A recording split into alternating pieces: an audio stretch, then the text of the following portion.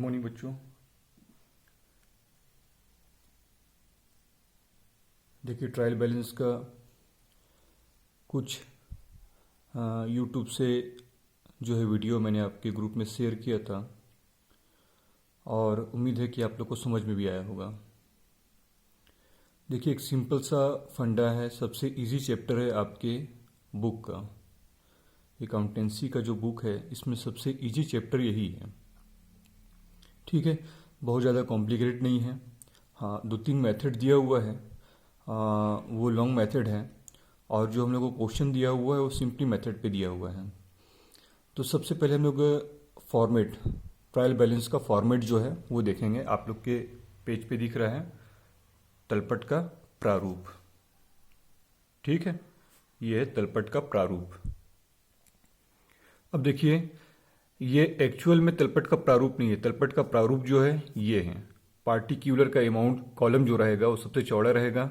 ठीक है, पार्टिकुलर का जो कॉलम रहेगा वो सबसे चौड़ा रहेगा। उसके बाद डेबिट अमाउंट, उसके बाद क्रेडिट अमाउंट। ये है actual format of trial balance. तो मैं ये जो तलपट का प्रारूप बताया हूँ ये सिर्फ कौन से आइटम्स डेबिट में आते हैं और कौन से आइटम्स क्रेडिट में आते हैं, सिर्फ ये बताने के लिए मैं अकाउंट का जो फॉर्मेट होता है उस फॉर्मेट में तलपट को बता रहा हूँ। ठीक है, तो देखिए ये हो गया डेबिट और ये हो गया क्रेडिट। तो देखिए समस्त संपत्ति, जितने भी एसेट्स क्वेश्चन में दिए रहेंगे, अभी मैं आपको बताते जाऊंगा, देखिएगा क्वेश्चन के अकॉर्डिंग ही बताऊंगा। ठीक है, समस्त संपत्ति, जितने भी संपत्ति जैसे बिल्डिंग और बैंक, केस, लैंड, ठीक है, डेप्टर्स, स्टॉक, ये सब जितने भी एसेट्स है ये सारे क्या होंगे, डेबिट में होंगे। उनके नाम हम लोग यहाँ फॉर्मेट में लिखते जाएंगे। ठीक है, उसके अमाउंट को कहाँ लिखेंगे, डेबिट कॉलम में लिखेंगे।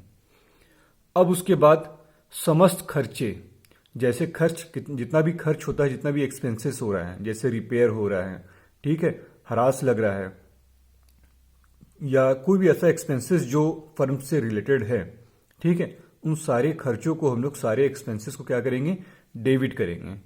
उन मदों के जो नाम है उसको हम लोग डेबिट में लिखेंगे, पार्टिकुलर कॉलम में लिखेंगे और उसके अमाउंट को हम लोग क्या करेंगे, डेबिट में लिखेंगे।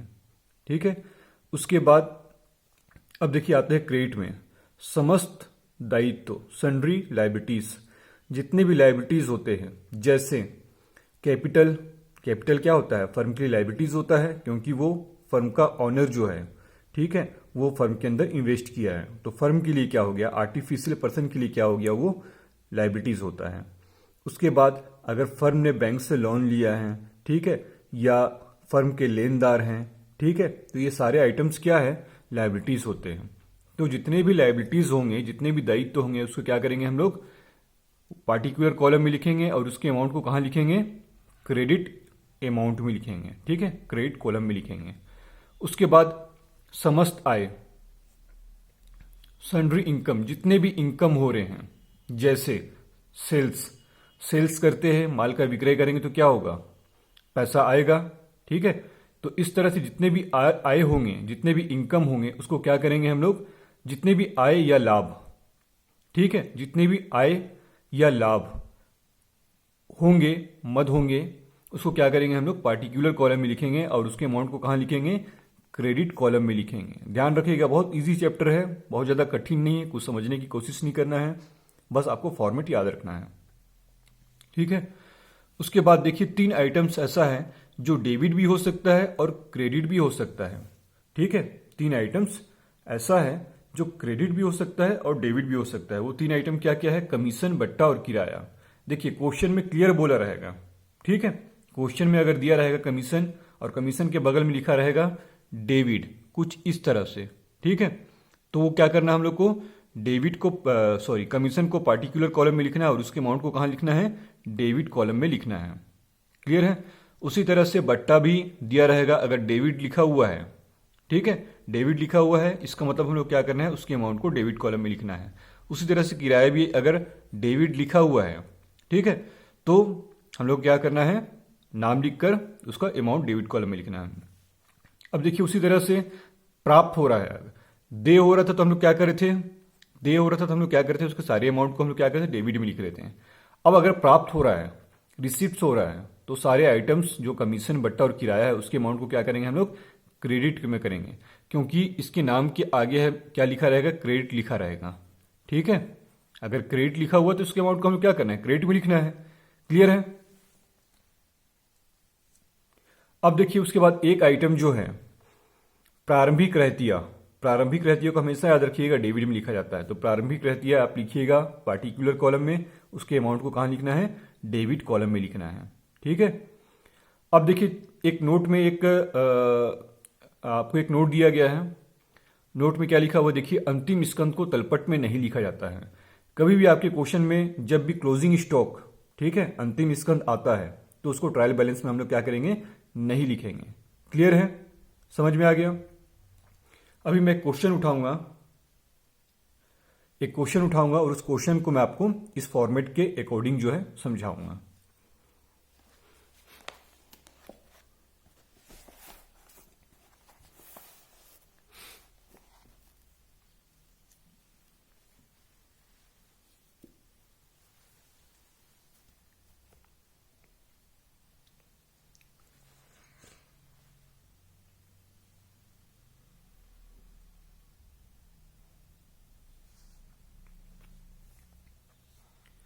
अभी देखिए एक एग्जाम्पल जो है मैं उठा रहा हूँ आप लोगों के सामने।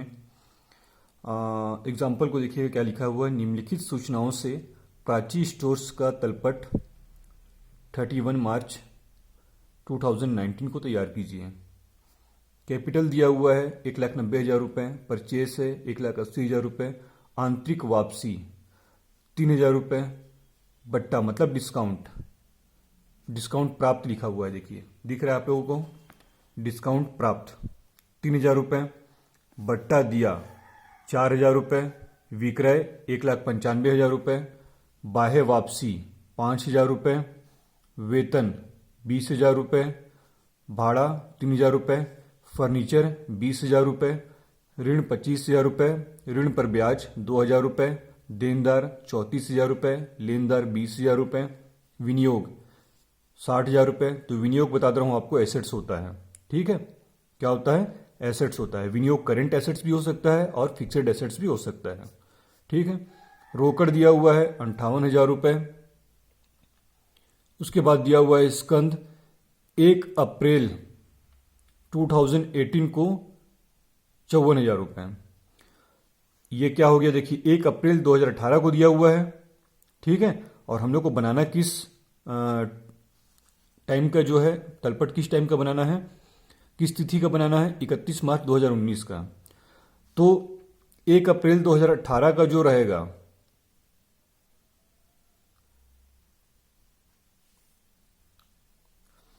एक अप्रैल 2018 का जो रहेगा वो क्या है देखिए, ये 31 मार्च 2019 जो है ये क्या है, फाइनेंशियल ईयर है। तो फाइनेंशियल ईयर कब से स्टार्ट हुआ होगा, 31 मार्च 2019 कब से स्टार्ट हुआ होगा, 1 अप्रैल 2018 से स्टार्ट हुआ होगा और 31 मार्च 2019 को खत्म हुआ होगा। इसका मतलब देखिए ये स्कंद जो है ये ओपनिंग है और ये स्कंद जो है ये क्लोजिंग है। ठीक है, तो पहले बता चुका हूं मैं आप लोग को कि क्लोजिंग स्टॉक को हम लोग ट्रायल बैलेंस में नहीं लिखते हैं। ठीक है, तो अब देखिए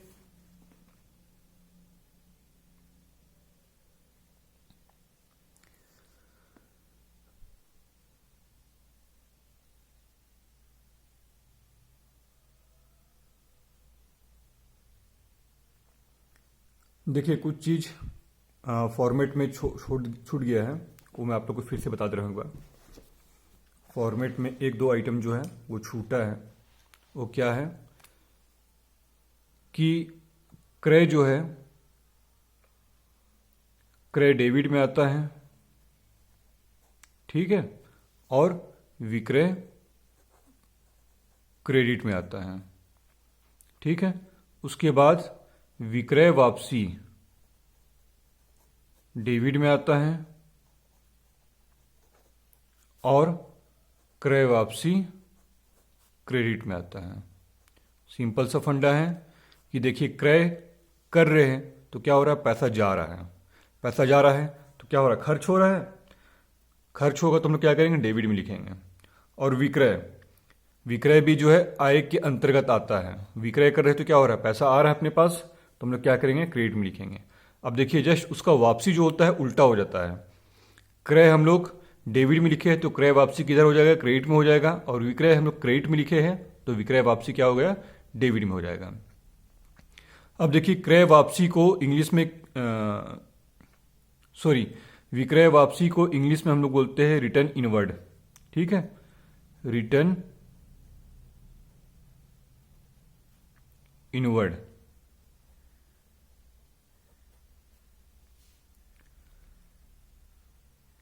और क्रय वापसी को रिटर्न आउटवर्ड।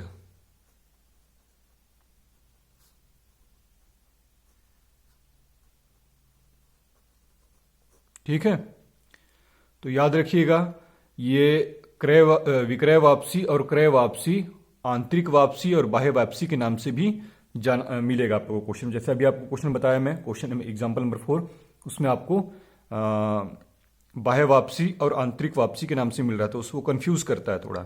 ठीक है, तो आप लोग को याद रखना है कि रिटर्न इनवर्ड विक्रय वापसी और रिटर्न आउटवर्ड क्रय वापसी।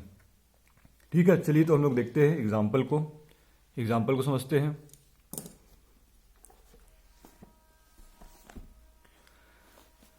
ये देखिए दिया हुआ है पूंजी।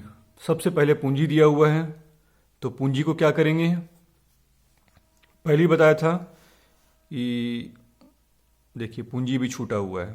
ठीक है, तो पूंजी बताया था दायित्व में आता है। ठीक है, तो समस्त दायित्व इधर आता है, क्रेडिट में आता है।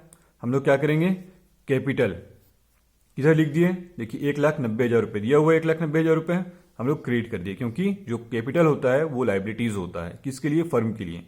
और हम लोग ट्रायल बैलेंस किसका बना रहे हैं, ये फर्म का बना रहे हैं। ठीक है, तो फर्म के लिए जो कैपिटल है वो लाइबिलिटीज है।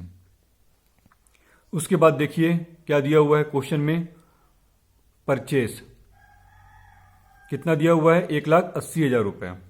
ठीक है, तो मैंने क्या बताया था आपको, देखिए दिख रहा है आपको फॉर्मेट में, परचेस डेबिट में। ये देखिए परचेस 1,80,000 रुपये डेबिट में कर दिए। उसके बाद आंतरिक वापसी कितना है, 3,000 रुपये।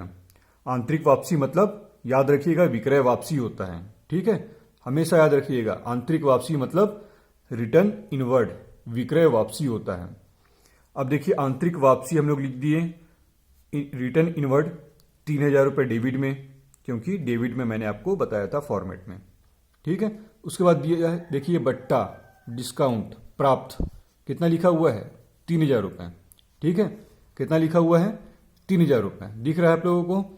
बट्टा कटौती प्राप्त 3,000 रुपये।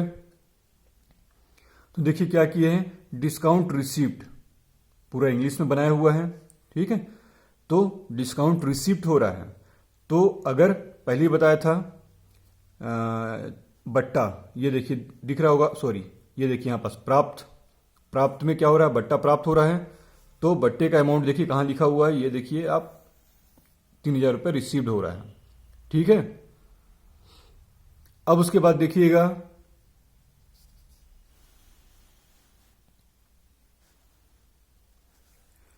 क्वेश्चन में क्या दिया हुआ है, बट्टा दिया 4,000 रुपये। ठीक है, क्या हो रहा है, बट्टा दिया जा रहा है।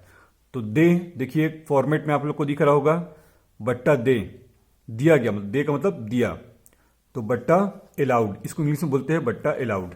अब देखिए इसका अमाउंट कहाँ आ गया, डेबिट में आ गया। ठीक है, अब उसके बाद देखिएगा क्वेश्चन में क्या दिया हुआ है, विक्रय मतलब सेल्स 1,95,000 रुपये। सेल्स है तो क्या हो रहा है, आय हो रहा है। ठीक है, ये देखिए समस्त आय में ही उसको हम लोग शामिल कर सकते हैं विक्रय को।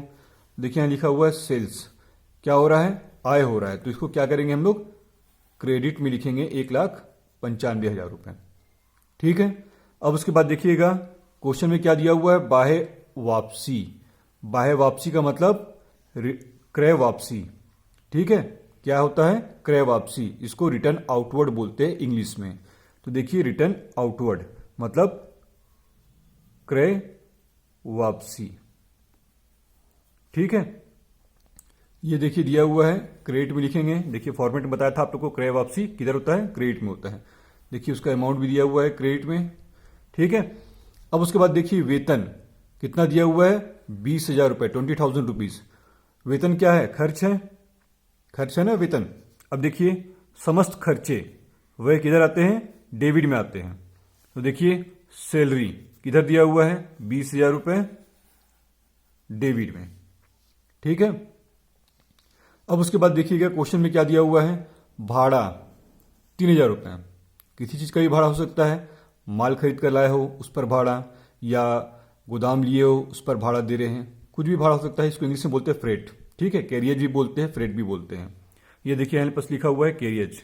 ठीक है, अब ये भी खर्च है, भाड़ा क्या है, खर्च है, एक प्रकार का एक्सपेंसेस है। तो क्या होगा, इसका अमाउंट डेबिट में आएगा। ठीक है, देखिए बताया था समस्त खर्चे भाड़ा खर्च होता है। ठीक है, उसके बाद दिया हुआ है, देखिए आपको दिख रहा है फर्नीचर कितना, 20,000 रुपए। फर्नीचर क्या होता है, एसेट्स होता है। देखिए समस्त संपत्ति, पहले बताया था समस्त संपत्ति क्या होगा, डेबिट होगा। अब देखिए फर्नीचर को कहां लिखे हैं, डेबिट में, 20,000 रुपए। ठीक है, अब उसके बाद देखिएगा ऋण, ऋण को इंग्लिश में बोलते हैं लोन। ठीक है, लोन क्या होता है, दायित्व होता है। क्या होता है लोन, बैंक से मैंने लोन लिया है तो मेरे लिए क्या हो गया, रिस्पॉन्सिबिलिटी, मेरा लाइबिलिटीज है, वो मेरे को पेमेंट करना है वापस। तो देखिए समस्त दायित्व क्रेडिट पक्ष में आ जाएगा। अब देखिए लोन को हम लोग क्या कर दिए, क्रेडिट साइड में डाल दिए। ठीक है, उसके बाद इंटरेस्ट ऑन लोन, क्वेश्चन में देखिएगा ऋण पर ब्याज 2,000 रुपए। जो मैंने ऋण लिया था उस पर बैंक वाले ने क्या किया, मुझसे ऋण पर ब्याज ले रहे हैं, मैं दे रहा हूं उनको ऋण पर ब्याज। तो मेरे लिए क्या हो गया, वो खर्च हो गया, समस्त खर्च। ठीक है, तो क्या आ जाएगा, डेबिट में आ जाएगा। ठीक है, अब उसके बाद देखिएगा क्वेश्चन में क्या दिया हुआ है, देनदार दिया हुआ है 34,000 रुपए। दिख रहा है आप लोगों को, डेप्टर्स 34,000 रुपए। तो डेप्टर्स क्या होता है, एसेट्स होता है, और एसेट्स क्या होगा, डेबिट हो जाएगा। ये देखिए एसेट्स क्या हो गया है, डेबिट हो गया है। ठीक है, 34,000 रुपए से। उसके बाद लेनदार, लेनदार 20,000 रुपए है। अब लेनदार क्या होता है, लेनदार लाइबिलिटीज होता है, समस्त दायित्व। ठीक है, लेनदार जिससे हमने उधार लिया है, उधार में माल खरीदा है या बैंक से लोन लिया है या कुछ भी ऐसा जो है जिससे हम लोग पैसा लिए हैं या माल लिए हैं, तो हम लोग को क्या करना है, उनको पेमेंट करना। वो हमारे क्या होते हैं, लाइबिलिटीज होते हैं, जिसको हम लोग क्रेडिटर्स बोलते हैं। देखिए क्वेश्चन में क्या दिया हुआ है, लेनदार 20,000 रुपए दिया हुआ है। ठीक है, तो लेनदार क्या होगा, क्रेडिट हो जाएगा 20,000 रुपए से। क्लियर है। अब उसके बाद देखिए विनियोग कितना दिया हुआ है, 60,000 रुपए। मैंने पहले बताया था जब क्वेश्चन को रीड कर रहा था, मैंने क्या बताया था कि विनियोग क्या होता है, एसेट्स होता है। विनियोग चालू संपत्ति भी हो सकता है और स्थायी संपत्ति भी हो सकता है। तो देखिए इन्वेस्टमेंट, इन्वेस्टमेंट अब समस्त संपत्ति। ठीक है, देखिएगा फॉर्मेट में समस्त संपत्ति इधर होता है, डेबिट में होता है। ये देखिए इन्वेस्टमेंट को क्या कर दिए हैं, डेबिट कर दिए 60,000 रुपए से। ठीक है, उसके बाद देखिए क्वेश्चन में दिया हुआ है रोकड़, रोकड़ मतलब केस। ठीक है, केस का मतलब फर्म में उतना पैसा अवेलेबल है, अवेलेबल है क्या है, वो एसेट्स हो गया। तो केस को क्या करेंगे, संपत्ति है तो डेबिट कर देंगे, क्योंकि केस संपत्ति होता है। 58,000 से डेबिट कर दिए। अब उसके बाद देखिएगा मैंने बताया था 1 अप्रैल 2018 54,000 रुपए। क्या बोल रहा है, स्कंद। ठीक है, ये ओपनिंग हो गया क्योंकि ये साल के स्टार्टिंग का है, ये वित्तीय वर्ष है। तो वित्तीय वर्ष में स्टार्टिंग कब से होता है, अप्रैल से होता है। ठीक है, और खत्म कब होता है, तो उसके अगले साल मार्च में वो इंड होगा। तो देखिए स्टार्ट हुआ 1 अप्रैल 2018 को और खत्म कब हो रहा है, 31 मार्च 2019 को। तो ये जो है ये क्लोजिंग स्टॉक है, और ये जो दिया हुआ है स्कंद 1 अप्रैल 2018 को, ये ओपनिंग स्टॉक है। तो मैंने पहले बताया था कि क्लोजिंग स्टॉक को ट्रायल बैलेंस में नहीं लिखते हैं, इसको लिखेंगे सिर्फ ओपनिंग स्टॉक को। 1 अप्रैल 2018 को जो दिया हुआ 54,000 रुपए ओपनिंग स्टॉक बताया था मैंने। क्या बताया था, प्रारंभिक रहती है डेबिट होता है क्योंकि ये भी एसेट्स के रूप में होता है। तो ये देखिए 1 अप्रैल 2016 लिखा है, यहाँ 2018 होना चाहिए था। ठीक है, 2018। ठीक है। अब देखिए स्टॉक को हम लोग लिख दिए डेबिट में। अब देखिए ट्रायल बैलेंस का रूल होता है कि दोनों साइड का अमाउंट ट्रायल होना चाहिए। आप लोग टोटल करके देखिएगा कि दोनों साइड का जो है वो टोटल होगा, तभी क्या होगा हम लोग का ट्रायल बैलेंस सही होगा। तो देखिए डेबिट का टोटल किए, कितना आ रहा है डेबिट का टोटल करने के बाद 4,38,000 रुपये आ रहा है। ठीक है। अब क्रेडिट का टोटल करेंगे। ठीक है, 1,90,000, 3,000, 1,95,000, 5,000, 25,000 और 20,000 रुपये। ठीक है, टोटल करने पर 4,38,000 रुपये आएगा।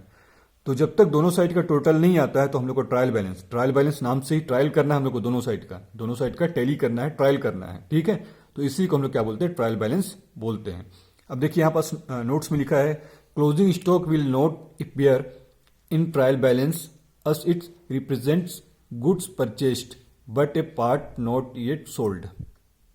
ठीक है, तो एक नोट में मैंने पहले ही बता दिया था कि क्लोजिंग स्टॉक को ट्रायल बैलेंस में नहीं लिखा जाता है। क्लियर है? तो आप लोग को उम्मीद है कि समझ में आ गया होगा। और ये जो फॉर्मेट मैंने जो आप लोगों को समझाया था, बस इस फॉर्मेट को ध्यान में रखिए।